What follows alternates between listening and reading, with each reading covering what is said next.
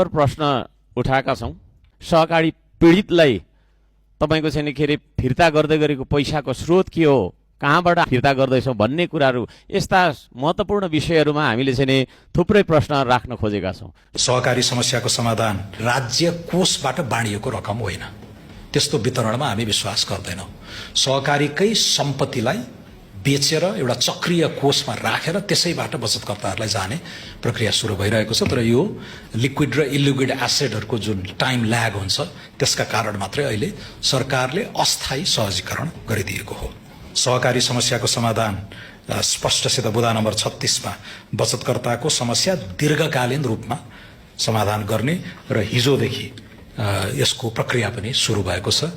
अर्थ मन्त्रालयले 25 करोड रुपैयाँ यसै साल विनियोजन गरेको छ। थप 25 करोड विनियोजन गर्नलाई हामी तयार भएर बसेका छौँ र भूमि सहकारी मन्त्रालयले यो कामलाई अगाडि बढाएको छ।